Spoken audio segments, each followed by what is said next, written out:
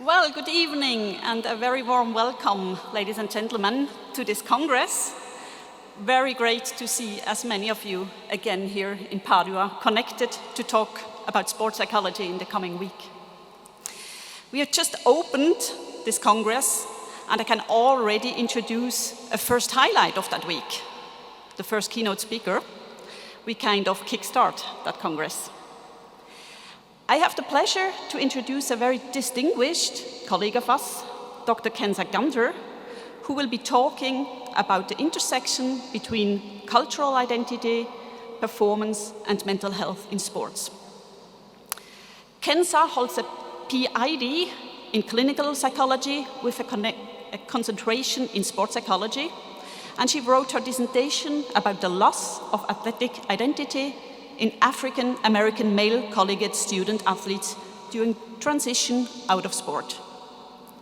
She has since then worked in different sporting and academic organizations, amongst other in the Argosy University in Atlanta with more academic duties, and in the Georgia Institute of Technology and for the Atlanta Falcons, where she provided clinical and sport psychology services for athletes and coaches.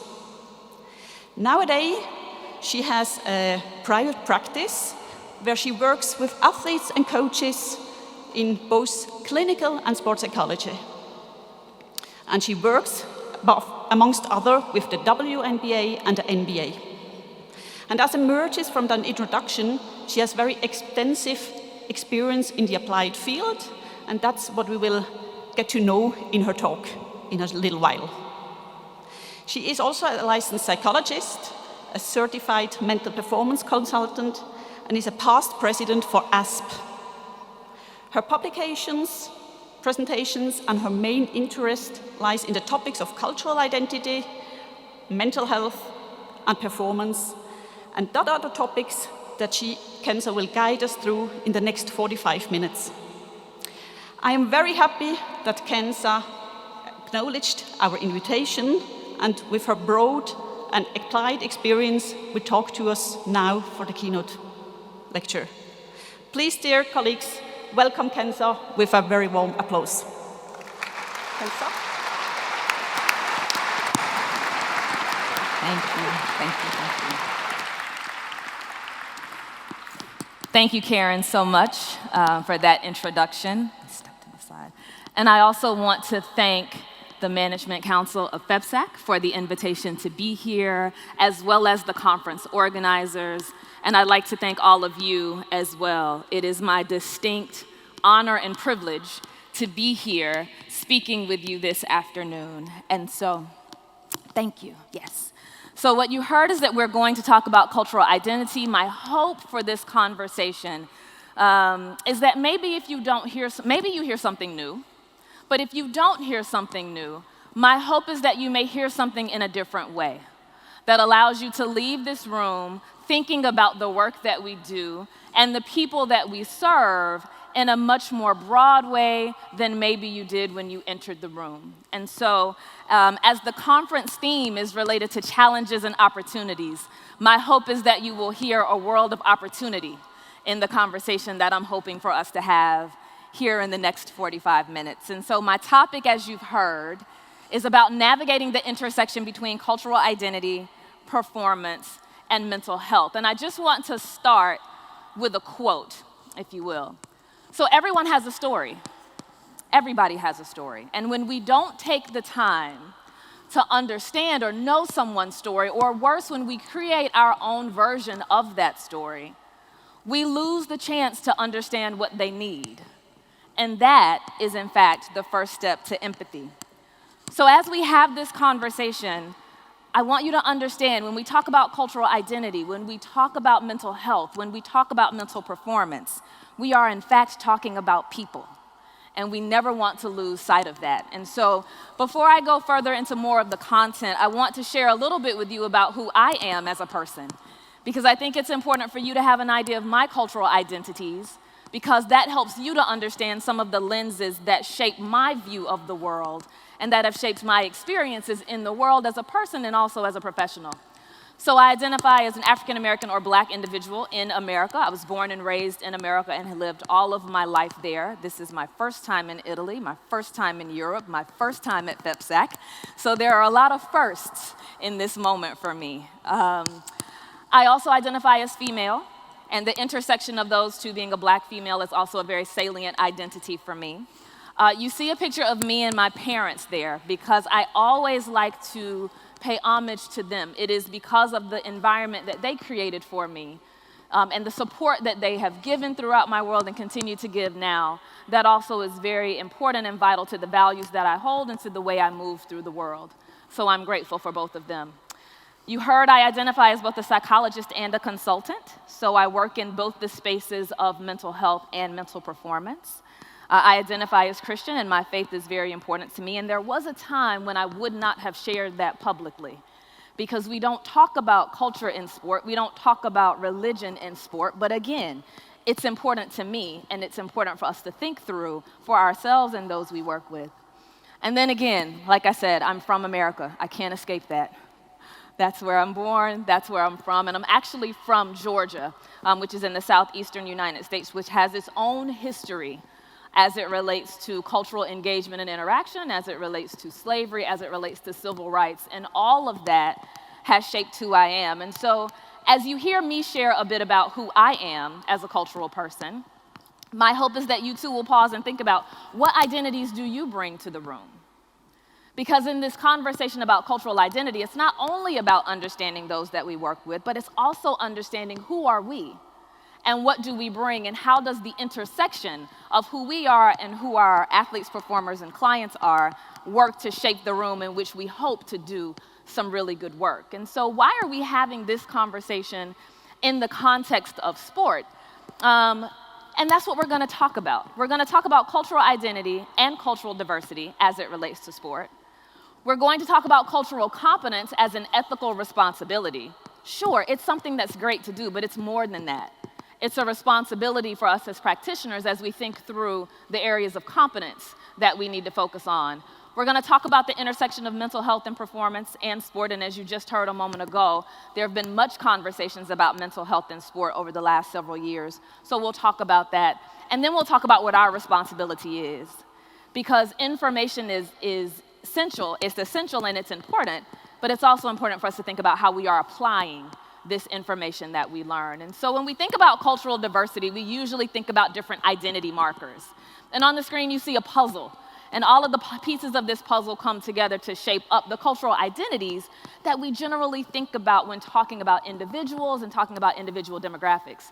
I will acknowledge this puzzle is incomplete because there are many identities that people hold that are not reflected on this screen. Certainly there are a lot when we think about race and religion and language, and we think about age and ability status. But religion doesn't necessarily capture spirituality, and that's an identity that someone may hold. What you don't see on here is education status. You see nationality, but you don't see geographic diversity. And where you live within a country can be very different in terms of the cultural norms and customs that you are used to and that shape how you experience the world and how the world experiences you.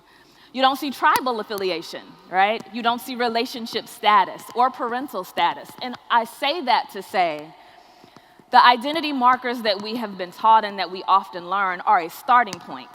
What's really important is for us to even be more engaged with thinking about who is the person sitting across from me, what are the identities that are important to them, and how does that shape their experience, not only in the world, but also within sport. There was a time when we treated sport as if it was this neutralized utopia where culture and diversity did not play a role and did not matter. But what we have come to learn is that that's not the case. And we can be on the same team, be striving for the same goal, but I don't leave my identities at home or in the locker room when I participate in sport. And so in knowing that, we have to be very intentional about understanding how the identities of the person that we work with shape who they are and shape what their experiences may be in the sport that they're participating in and how that shapes the work that we do with them, right? Because we understand also that participating in sport does not elevate one from experiencing the ills of society that may happen because of your cultural identity, whether it's racism, whether it's sexism, whether it's heterosexism, whether it's ableism, right? Participating in sport does not absolve us from still experiencing those things. And so if we truly want to be of service to our athletes in thinking about their performance, we also have to think about their health and think about how we are offering support in both of those domains and all of those spaces. So Ibtihaj Muhammad is a United States fencer. She identifies as a Black American, and she also identifies as Muslim. And beyond just thinking about the cultural competence piece, our athletes are asking for us to see them in the fullness of who they are as people. And so she was asked by ESPN a few years ago, what defines you as an athlete? And I have her answer here on the screen. And if you look at her answer, what you'll see is that she doesn't reference anything related to her sport-specific skills, or her talents in her response. What she says in her response is my skin color, wearing the hijab, being Muslim and being a woman of color. These are the things that have the power to shape how people treat me within the world of sport. And people would put limitations on boundaries on what I was capable of because of those identities. So again, when we think about cultural identity, yes, it's important for us to think about it from the standpoint of who is the person in front of me, but also our athletes want to be seen beyond the performers that they are, and they are asking for us to see them as the people that they are as well. There's an entire field called cultural sports psychology. Robert Schinke is very big in that field and has done a lot of research to support. It is essential for us as providers to think beyond the performer that we're working with, beyond their skills and talents on their field of play, but to also think about what shapes this person and how is what I'm doing with them also speaking to this person. Again, we have to understand the people, and we also need to understand that the people that we work with live in context. So it's one level to think about the individual, but it is another level to think about all of the other layers of culture that may impact their experience and that therefore may impact our work with them, whether we're talking performance enhancement or if we're talking about addressing their mental health. We have to think about who is this individual, yes, but what's their social support system? What's their family structure? Because that impacts them. We also then have to think about what's the culture of the sport that they're participating in? What's the culture of the organization that they are playing for, right? And understanding that all of those cultural norms will also intersect with who they are and with their world to shape their experience. We also have to think about what's happening in the world around them. Society and social systems also have culture, holds culture, and can impact the cultural experience and can intersect with the cultural identities of those that we're working with. So we need to think, who is this person? Who are they as a cultural being? Right? How does who they are intersect with who I am in terms of the work that we're doing? And who are they in the context of the different circles and spheres in which they are operating, in which they live, in which they work, and in which they play, right? We have to think about culture not only from the individual standpoint, but also from the environmental and the global standpoint as well. And so as we're talking about cultural identity and we're talking about cultural context, that leads me to this conversation about cultural competence. Right? And I'm sure many of us, all of us, should be familiar with the phrase of cultural competence and how important it is. But let me just break down when I say cultural competence, just as a reminder, what is it that we're talking about? So cultural competence includes three pieces. It includes awareness, knowledge, and skills. That awareness includes an awareness of your cultural identity, how the identities that you hold that are important to you, but it also includes an awareness of your biases, an awareness of your blind spots, an awareness of the things that you might not know, right? And I know it may be hard to think, well, how do I know what I don't know? And I would think about what are the aspects of culture that you never really think about? What are the aspects of diversity that don't really cross your mind? Another way to think about it is what are the aspects of diversity that are salient to you and what are those that you least think about, because that can help you become more aware of your blind spots. Right? So we really need to think about that personal self-awareness. We also need to develop knowledge about other cultures and about others and an understanding of other cultural groups. I am not suggesting that you need to be an expert in every combination of cultural identities that could possibly exist. There is no way for any of us to do that. But what I am suggesting is that we need to be intentional in our efforts to develop knowledge about people who are different from us. We need to be intentional about understanding the cultural diversities of the people that are on the teams and in the organizations and the individual athletes that we serve. Rather than expecting them to always educate us, we need to engage in some proactive education to be knowledgeable about other cultures and other groups, again, that are different than us, because those are the groups that we may be working with. And then we also need to think about culturally relevant and appropriate skills. The interventions that I'm using, are they culturally appropriate? Is there something that may resonate or fit more with this person based on who they are and what they need that I can think about, that may cause me to push beyond my boundaries? It may push beyond what I am generally comfortable with, which is where peer consultation and referral comes into play. But I need to really think about what's best for the client, and to not have what's best for the client be limited by my knowledge. So I need to continue to grow and develop and gain new skills as it relates to cultural awareness, so that I can apply culturally appropriate interventions. Because again, competence is not just about my awareness and my knowledge, it's also about my skills and how I'm able to apply this in the work that I do. Very, very important for us to think about. And our organizations, FEPSAC and ASP, have underscored this point about the importance of cultural competence. Position statement number 11 for FEPSAC is the statement about cultural competence, and it outlines what that means for you. As a part of this organization, you are expected to adhere to those competency guidelines, right, and the connection that they have with ethics. So as I stated a moment ago, this is more than just a good idea to have an awareness about the people that I'm working with. It's our ethical responsibility. It's a way for us to ensure that we are protecting the public, that we are holding ourselves responsible to providing quality care to those who come to us for service. It is absolutely our responsibility. And in addition to the position statement, certainly thinking about principles B, which also speaks to competence. We want to make sure we're working inside of the lanes in which we are qualified to work. And also thinking about principle F, which is personal conduct, and speaks to we want to make sure our actions are in the well-being of those that we're serving, right? So there's an organizational mandate to also think about competence and to be very intentional in developing this aspect of our knowledge base and our practice. I'll also share, ASP says something very similar.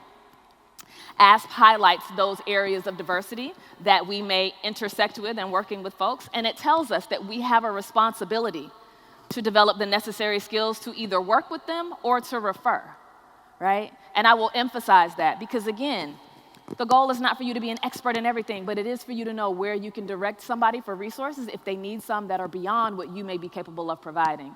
The charge is also to make sure that you're continuing to develop and continuing to grow, right? And so we have that responsibility in our organization as well. And then ASP also asks that our members don't engage in unfair discrimination. So beyond developing the knowledge, the awareness, and the skills, it also asks us to, if you will, check ourselves and to check our bias and to be very conscious about not discriminating, right? And the checking our bias piece is not a negative thing because we all have bias, right? We just need to be aware of it and to minimize its impact on the work that we do. This is a way that we also can develop our competence. And so if we know that understanding the person is important and understanding these identities is important, if we know that cultural competence is ethical responsibility, it's a mandate within our organizations, then one might assume everybody who's practicing knows this. And so they're engaging in some type of development or they've had some type of coursework to help with their competence. But that's not actually the case. And Ale Quartarali and his colleagues conducted a study in 2020 that looked at the competency that sports psychology professionals perceived that they had. Now, I will admit, the generalizability of these results are somewhat limited because the sample size was 203 practitioners. Most of them were located in North America, most within the United States. 61% of the sample size identified as white. There was a mix of those who identified as male and female, and some preferred not to answer. So we have some demographic information about this community and this population for this study. But we don't have a wide range, and it would be lovely for this to be replicated in other countries and other places. But I still think the information and the result is something for us to think about. Of the 203 professionals that participated in the study, 55.9% said that they had had some formal training in cultural competencies. So a little bit more than half, right? But only a slightly little bit more than half had received formal training in cultural competencies. When asked how effective that training was, a large majority of them said it was only moderately effective when it came to the application of skills and interventions in the work that they did. So 55% of the 200 said, I've had some formal training. Most of them said, it's moderately helpful. This suggests that we have work to do. Here's that opportunity that I was mentioning a moment ago. We have an opportunity to think through, if the formal training is not happening in our academic programs, if it's not happening in our formal training pathways, then what are we as organizations doing to ensure that this training is available, right? They further went on to share that the most effective form of training was formal workshops, formal presentations, and formal courses. But other ways that people can develop competence include working with cultural groups that are different than your own, engaging in research projects that study different cultural groups. And so we have to think about, what are we doing to promote continuing education, ongoing development as it relates to cultural competence? Because we cannot assume that just because someone has graduated from a program, has a degree, or has a license, that makes them culturally competent. It's something that we have to engage in an ongoing way. The other information on the screen is, when asked about other areas more specific in terms of cultural competence and cultural training, they reported that they'd had a moderate amount of training in the other areas. And moderate equated to responding an average of 3 on a 5-point Likert scale. So there's a real opportunity for us to think through, we have these competency standards, we have these requirements in some of our training programs. I know with ASP, the CMPC, you have to get diversity courses, you have to take a diversity course, you have to get diversity continuing education. I think the same may be true for FEPSAC in terms of that being a requirement. But what are we doing beyond that one-time requirement to continue to develop this level of competence? Because again, it is our charge, and it's important for us to really think about, who are we working with, and to understand the athletes that we're working with. So how can we start to understand people in context? I have some questions here that you may consider for yourself when thinking, how do I do this? I've graduated from my program. I am a professional. I maybe attend some of the sessions at conferences, but how can you also apply this in your work? And I would say, when you think about cultural competence in the work that you're doing, think a little bit beyond just identities and life experiences. Certainly we want to start there. What identities are most salient for you? What experiences are most salient for you? But let's go beyond that. What are your core beliefs and what is your worldview? That helps to shape how people show up in the world, how they experience the world. Who's important to you? Who is your support system, right? How important is your support system to your performance life? How important is your support system in your life in general, right? What does participating in this sport and this performance actually mean to you? We want to get to meaning and purpose, right? That starts to give us a more broadened idea of, who is this in front of me, and who is this person in their fullness, and not just in one way or another. How does this person define success? How do they define progress? How do they define failure? All of this may be different for every person that you work with, but it can be very useful information when you're thinking about how to best intervene and how to best connect with them. Again, whether we're talking performance enhancement or whether we're talking in terms of mental health. And then asking, how do they define mental health and wellness? How do they define illness, right? Because different cultural groups have different meanings and different ways in which they think about some of these concepts. And so we need to understand that. It's great for us to have our lens and for us to have our idea of what that looks like, but we really need to ask, how do you define health? How do you define illness? Because that will then inform, how do you define healing? How do you define performance enhancement? What does that look like to you, right? We want to make sure that we have an understanding of what's important to them, what factors go into wellness for them, in order to help truly create an intervention plan, a treatment plan that honors them and helps them to be both well and elevate their performance. And I would say one of the biggest pieces here that stands out for me, religion is one that comes to mind. And really thinking about people who hold a very strong religious identity, we need to be cognizant of thinking, if they may want a faith practitioner to participate in their process. They may want to integrate aspects of that religion into the work that you do, right? And so how can we do that? If you're not comfortable doing that, that's completely understandable, but how do we partner with other professionals, and how do we ensure that we're still allowing room for that type of work to be a part of the treatment, right? How do we do that, right? And we have to be intentional in thinking about it in order to even think through what that could possibly look like, right? So we want to be very conscious and very intentional. It's understanding culture, understanding their identity, understanding that all of that intersects in the world of sport, understanding that people live in context, and then when we are working with them, thinking even in an expanded way about context, and asking some questions to get more at the core of who this person is that we might be working with. Because understanding who a person is and all of the experiences that they may have as a result of who they are culturally can impact their mental health. And so we've talked about the intersection of cultural identity, sport. Let's add the intersection of mental health and performance to that identity and to that sport. This is a picture of Simone Biles, who is, I would dare say, the most decorated gymnast in United States Olympic history. And we know her for her performances, but we also know her for the time that she opted not to perform and the time that she opted to pause and take care of her health. And that was shocking to the athletic world and to the community. There were a lot of different reactions that people had about that, but what I think her courageous act did was it highlighted the fact that in every performer is a person. And if we don't take the time to know the person, and if we miss the person, then we might be missing the performer as well. So we really need to understand that the experiences that we have shape the world that we live in and shape the things that we do, and we need to understand how mental health intersects with all of that. And when we talk about mental health, I'm not just talking about signs and symptoms and conditions and stressors. I'm not just talking about that. When I talk about mental health, I'm talking about people. Because mental health really is about our lived experiences. And on the last slide, you saw a picture of Simone Biles, and on this slide, you see a picture of athletes from around the globe who have publicly talked about their experiences with mental health.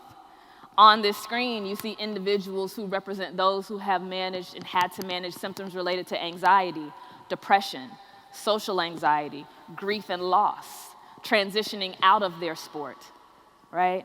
There's a host of experiences that have impacted mental health that are wrapped up in the pictures of these individuals. And so again, I remind you, the title of my talk is The Person of the Athlete, very intentionally, because when we talk about performance, when we talk about health, when we talk about mental health, when we talk about cultural identity, we are at our core talking about people. So the real question is, how are we as people working with other people? That's really the question. And it's interesting, this conversation about mental health in sport, because historically, this is not a conversation that we would have had. I'll speak for the states. Certainly, there is a time when we would not have talked about the intersection of mental health and sport at all. It would have been taboo to talk about mental health. It actually would have been looked at as a negative, right? Talking about mental health would have resulted in someone being labeled as weak, right? Or not able to cut it, right? Or vulnerable, right? And when we think about that, those are some of the stereotypical ideas that we used to hold about individuals who were managing and navigating mental illness and who had struggles with their mental health. But I would argue that talking about mental health is nothing short of a sign of courage. It takes a lot of vulnerability. It takes a lot of poise. It takes a lot of self-awareness to be able to know what's going on with you and then to share it publicly in a stage and in a space and a place where you might be judged for it, but you share it nonetheless, right?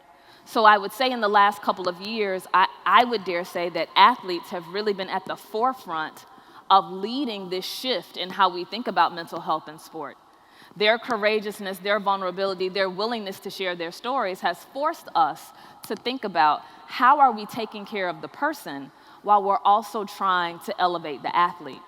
And what they have done by sharing their stories is they've brought this idea that they are more than just an athlete to the forefront in a very real way. They are doing a couple of things. They want to compete and excel. All of the athletes that you saw on the previous slide, those athletes are extremely successful in their chosen sport. So it's not that their mental health struggles necessarily kept them away from performance, but navigating it and hopefully navigating it successfully is what allowed them to continue competing. So I think we have to embrace that idea, is that taking care of your mental health is essential. Henriksen and colleagues say it this way, that mental health is a core component of a culture of excellence, right? So we have to think about it that way and understand it that way as well. So not only are these athletes wanting to compete and they're wanting to excel, but they're also wanting room for their personhood and their humanity to be valued and respected. I think that's what we saw in Simone Biles in her option to remove herself from a competition, but then in her option to return when she felt like she was ready to return. And she returned and she competed and she won bronze. And there are a lot of people who have a lot of thoughts about that. But again, it is honoring not only the performer, but the person, right? And leaving room for both. The other thing they want is they want to be in systems that support their health and their well-being, right? I think one of the things that we have done as it relates to mental health is we have relegated it as just an individual issue, right? You go and learn coping skills and deal with your mental health, and then you come back to us in a healthier way. But I really think we have to start expanding what it means, what goes into health. And yes, we can teach individual coping skills, and we want individuals to be equipped to take care of themselves, but we also want to make sure that the systems that they are in, the systems that we are creating, are also healthy systems. And again, our professional organizations have a lot to say about this. From FEPSAC to ASP to ISSP to the International Olympic Committee, they have all released position statements or consensus statements about the importance of mental health, the importance of attending to mental health. So they are calling for something from us as it relates to the work that we do and the importance of us attending to mental health. And let me also say this. It's not just attending to mental health if you are a clinician, if you are a mental health clinician who may be trained to work with diagnosable conditions. It's attending to mental health if you work in this realm at all. And attending to mental health may mean that you recognize the flags, the behavioral symptoms, the interpersonal symptoms. You recognize the signs that may indicate that someone is in distress and needs help, and you're able to refer, right? So whether you are someone who exclusively works in the lane of performance, whether you are someone who is trained clinically, or whether you are someone who is dually trained and works in both areas, attending to and providing support as it relates to mental health is all of our responsibility, right? And again, our professional organizations are highlighting that. They're making that known because we know that the world of sport and the demands of sport are intense.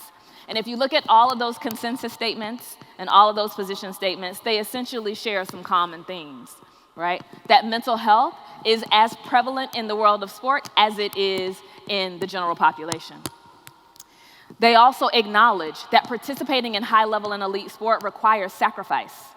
It requires commitment. It requires a lot of intentional effort. And in that, there are some unique elements that really may lend themselves to creating more distress for folks. So we think about the experience of injury. We think about transitions, whether you're transitioning into sport, transitioning out of sport, transitioning between teams, right? We think about navigating with teammates and coaches. We think about the travel that at times is involved in sport participation and how you have to be away from your family for extended periods of time and away from your social support system. So there are elements of this world of elite sport that, again, may lend themselves to people experiencing more distress even than the general public, which again is why we have to be attentive as it relates to providing services that can address these issues, right? As I just said a moment ago, I'll phrase it a different way. Mental health is important for consistent and high-level performance in sport. And I will say that mental health is related to performance, but they are two separate things, right? So somebody can be unhealthy in a way and be performing very well, right? Somebody can be not performing well and be healthy. We need to think of them as separate and yet related factors of a person's experience, right? Because they are connected, they are separate, but the intersection can truly impact the athlete's experience and can impact what we see in terms of their performance in their sport. And so just to talk a little bit more about mental health, and again, I'm sure you've all seen this slide or all heard of this. The definition of mental health is this. The World Health Organization defines mental health as a state of well-being in which a person can reach their goals, they can connect with others, they can handle the stresses of life, they can contribute to their community, and they can work productively and fruitfully, right? And so the definition of mental health really speaks to our ability to thrive and our ability to show up and be functional in the spaces that we're in. But I would also say that one of the key word in that definition for me, in that mental health definition, is that mental health is a state. And if something is a state, we know that it can change. And that's where this continuum comes into play. In understanding mental health as, yes, that space in which people can show up and they can thrive and they can fully be themselves, but also understanding that there are things that happen within us, around us, and to us that can shift us along this continuum.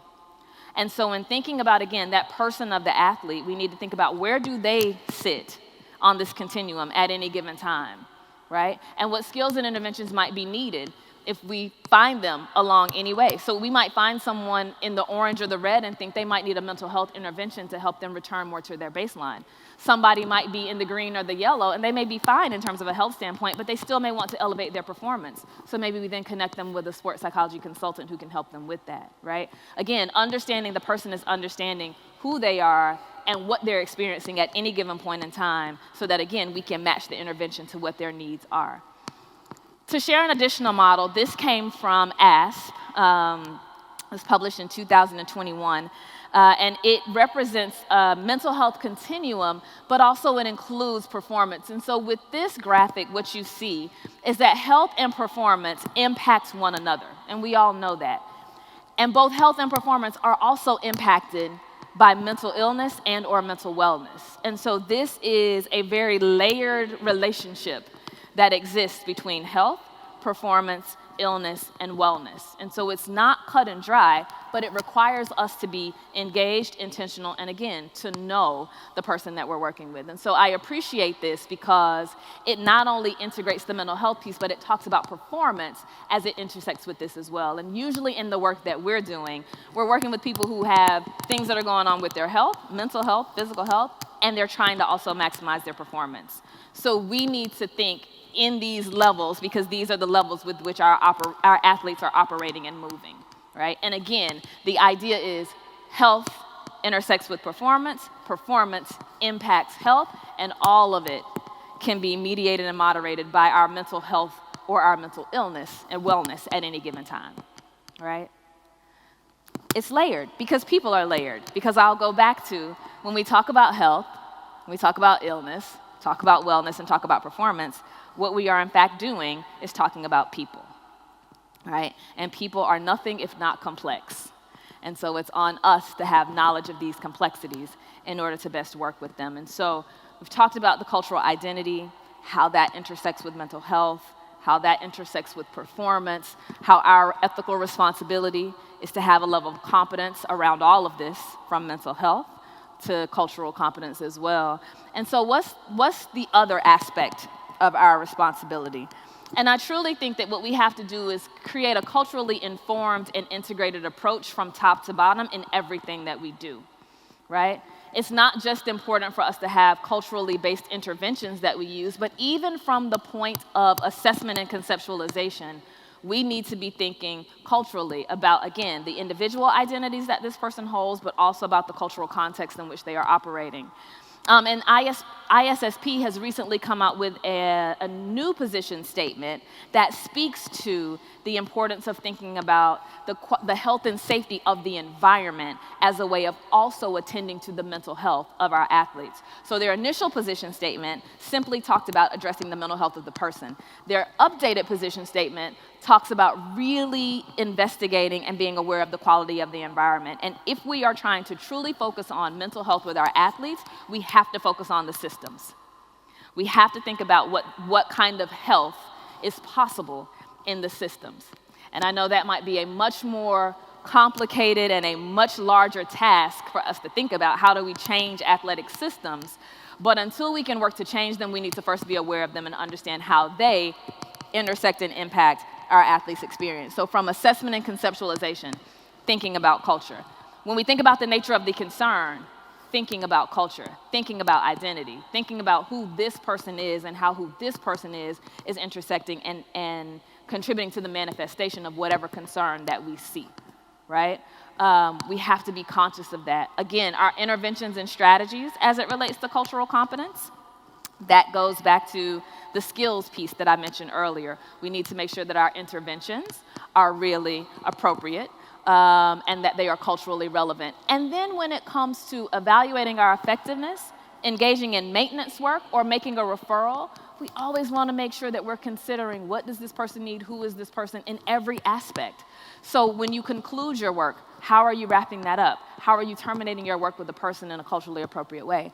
When you think about referrals, if you need to refer them, do they have preferences for the type of provider that they might work with? Is there some cultural consideration that you might need to entertain in order to make the best and most appropriate referral, right? And if you're engaging in maintenance work, still always understanding that even if a person's cultural identities may not change, the cultural context in which they're in may. And so we still need to always be assessing from a cultural lens, what do you need in this moment? What's happening now? What is it that I need to be attending to in order to be most attentive to you, all right?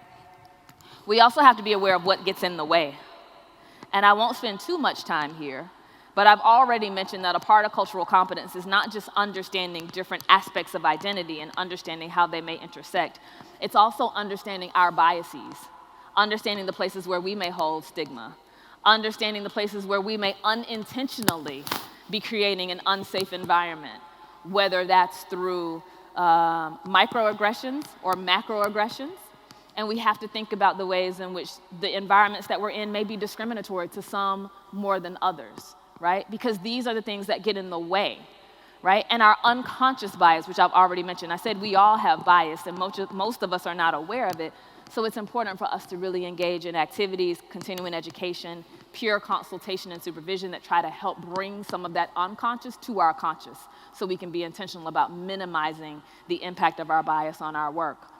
We know that there's stigma that exists. So continuing to engage in mental health literacy, educating our coaches, educating those in our sport environments, educating our athletes about what mental health is and how this is important for helping to elevate their performance. And really understanding that the stigma may look different in different cultural spaces. And so how we address and talk about the stigma may have to shift, and we may have to be culturally sensitive in talking about stigma in a way that makes sense and in a way that resonates with the people that we're working with, right? And then we also have to get back to that notion of competence. We can't get away from it, right? Our competence shapes how we show up in the room. And so we can't just expect the athletes or our performers to show up. We have to show up as well, and ensuring that we have competence and are continuing to develop our competence is a way that we ensure that we're entering the room in a way that may be most helpful. And in thinking about your impact, I have another round of questions here for you to ask yourself. I consider this a process of engaging in self-reflection, right? So what we really want to do is take some time to ask, what areas am I most comfortable addressing? Which areas do I avoid? And this could be related to cultural identity. This could be related to performance. This could be related to mental health. What am I most comfortable with? What am I least comfortable with? How can I develop some skills that bring my least comfortable areas closer to those that I may feel more comfortable with, right? Asking yourself, what are my blind spots? Who can I consult with when concerns arise? My hope is that none of you are working and existing as an island. That's not how we do the best work.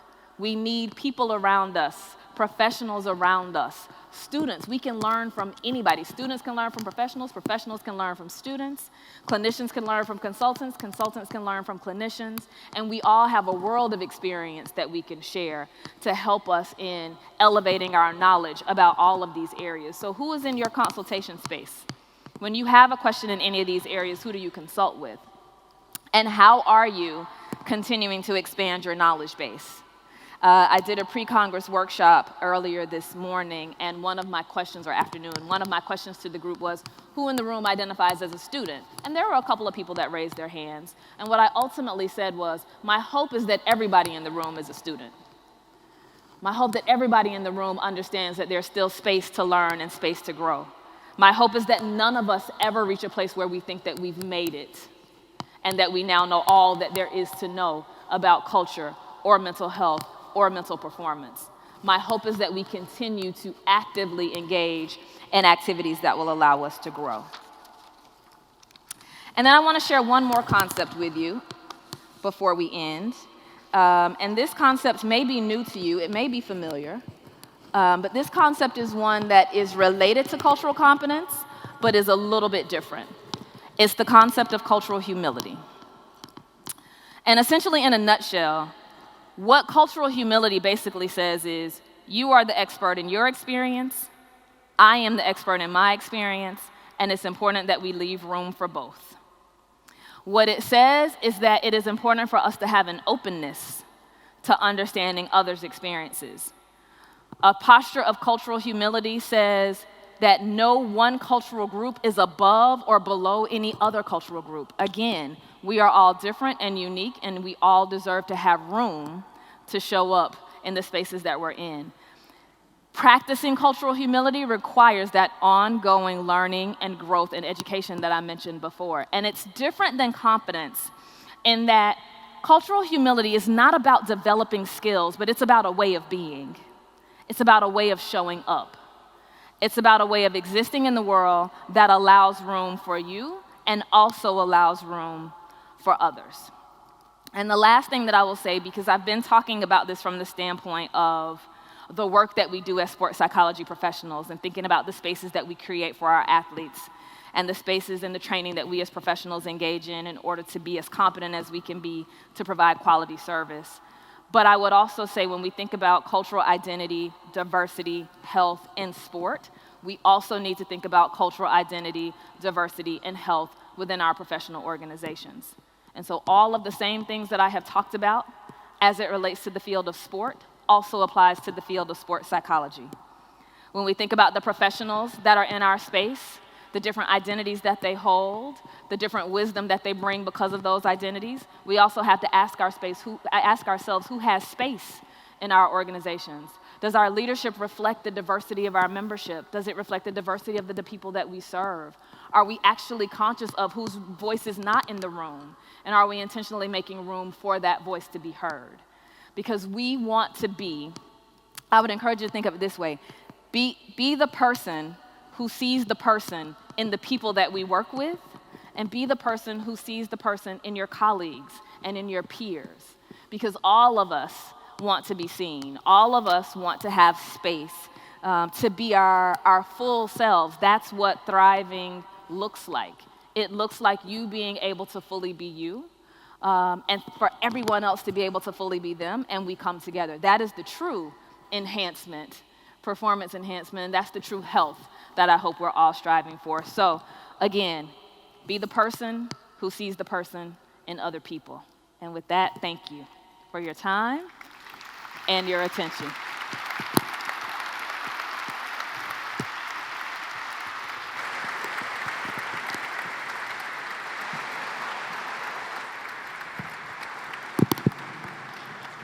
Wow, Kensa, this was Swiss timing, 45:00 on my watch. Nice. Good yes. one. Yeah, You're setting the scene here. Performed well. Great, thank you very much for a very interesting and engaging talk. Thank you. And I think just open up for eventual questions from the audience. Is anybody having questions, reflections about what we just heard? Yes. No? Now, how are we going to do this?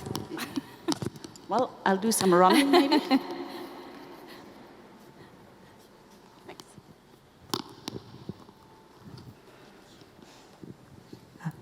Hello, my name is Hejin. First, thank you so much for your amazing speech.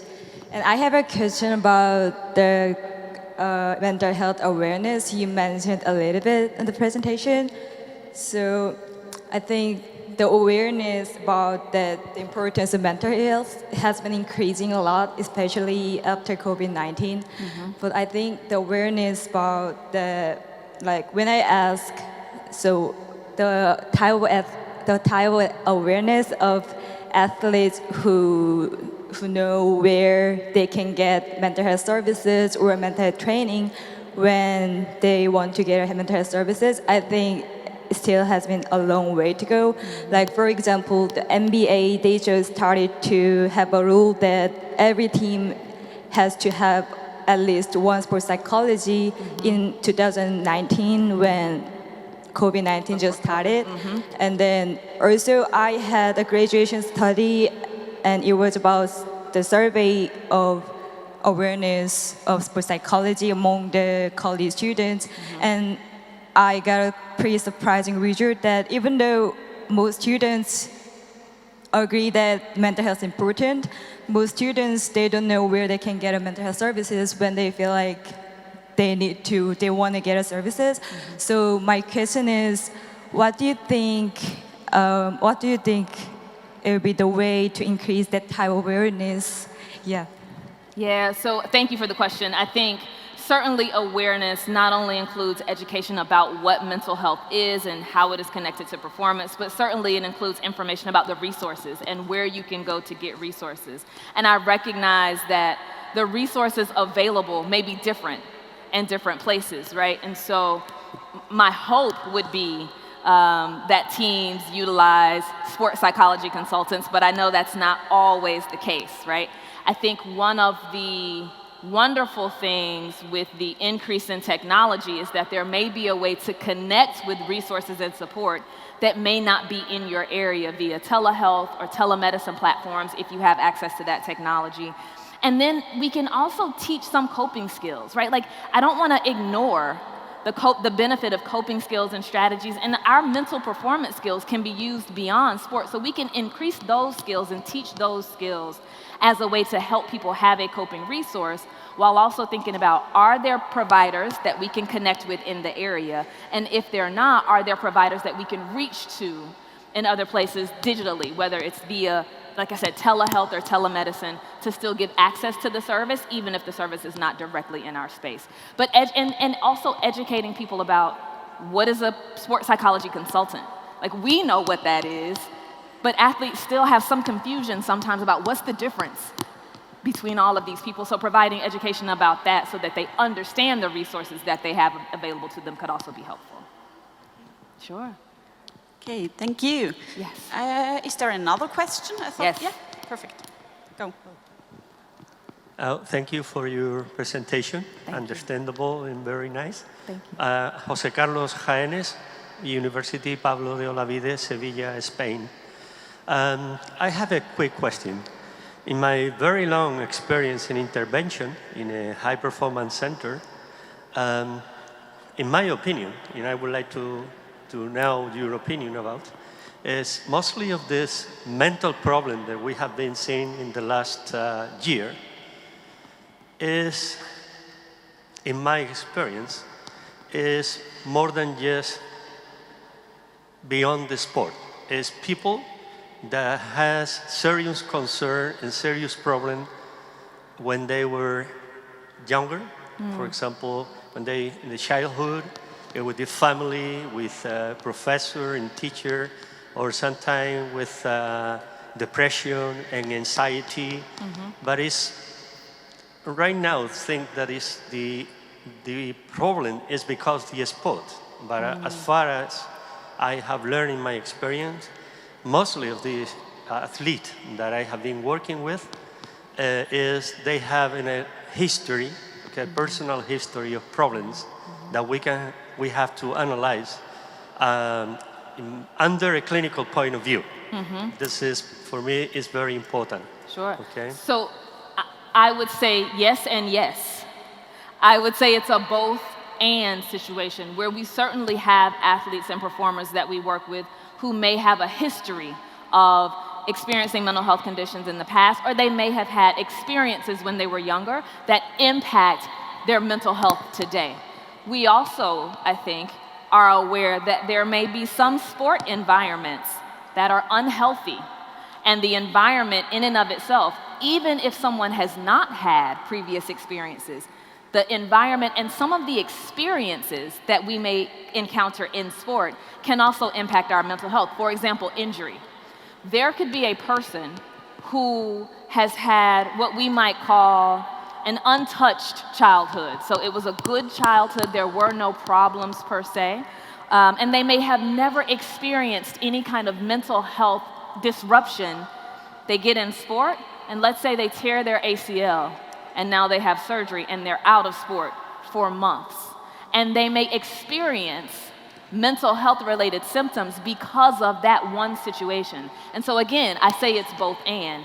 We have that scenario, but we also have people who may have a history, which is again why it's important for us to know who is our client and what are they bringing with them to the space, because that may impact how I show up with them and the type of intervention that I may provide. But I agree with you. It's a combination. There are some who are coming to us with previous mental health conditions, and there are some elements of the sport environment that may impact a person's mental health. Yes. Thank you. I think we have one last question there. Okay. Yes. Hello, my Hi. name is Claudio. I'm from Brazil. It's a privilege to hear you saying. And I see that in Brazil, in a lot of organizations, we have this resistance about even the aspects of the psychology, especially in soccer, and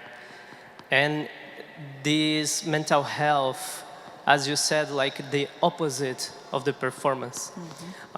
Me and my colleagues have been doing some changes, especially about of electronic sports, but I see that a lot of resistance in these traditional sports.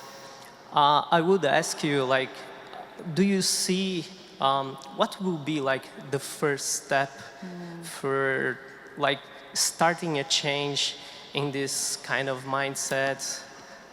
It's just your opinion. Yeah, no, it's a really good question because the stigma still exists. As much progress as we may have seen, as many athletes are sharing their stories, there's still athletes who don't feel comfortable sharing their stories. There's still teams and spaces who don't use these services, and there are still people who will adamantly say, that's not a thing, mental health is not a thing, I'm not talking about that, right? So I think a couple of approaches that I have found helpful. One is talking about mental performance as a gateway to talking about mental health, right? So talking about the way in which what happens, our mind is a part of our body, it's connected, right? So talking about the way in which I need to make sure that I am mentally ready to physically do what I need to do in my sport. So talking about it from mental performance. And then I think we can also make a similar parallel between mental health and physical health, right? If you had a player who sprained their ankle, you would not say, oh, I don't believe in physical injuries, right? Like, just what you would try to get them to a professional that would help. And I think sometimes making that parallel can be helpful, is talking about a mental performance consultant as like an athletic trainer. It's somebody who can help to maintain your progress. It's not always about restoring performance. It's not always about something is wrong, and so you go and see that person, right? It may be an opportunity to provide maintenance work. It may be an opportunity to teach skills that will elevate your performance, but it's not just about the illness side of that continuum, and it's not just about poor performance, right? I'll say it to you this way too. I work with basketball players a lot. Basketball players are constantly in the gym practicing their shot. They're not necessarily practicing their shot because they're bad at shooting. They're practicing their shot because they want to maintain their skill and improve it, right? This is the same thing that I think about with mental skills. It's not that you want to learn mental skills because you're bad at your mental game, but you might want to maintain or improve it. And so I really think helping people understand that mental health is about more than illness, and mental performance is about more than improvement, right? That mental performance can be about enhancement, and mental health can be about maintenance and improvement too. And so I think that could be a way to have the conversation, is to make the parallel to physical. If I asked all of my athletes, what have you done to take care of your physical health? They could tell me 5 or 6 things. I sleep, I recover, I nutrition, I hydrate, right? But if I ask them, what have you done to take care of your mental health? They may tell me nothing. So then you're missing out on training and working on one of the biggest parts that could help you in your performance and in your life overall. So that's how I think about it. Thank you very much. You're Great. welcome. Thank you, Kensa. Thank Very you. good answer. And I think very nice how we navigate in these big areas of mental health, performance, cultural identity. It's a really nice and engaging talk. So thank you very much Thank again. you. A warm applause. And Kensa Thank will you get all. some Thank presents you so here, much. like Italian food, amongst other. Thank So you. thank you very much. Thank you. Thank you. Thank you. Thank you. Yeah. Now we should have a picture. Oh, sure.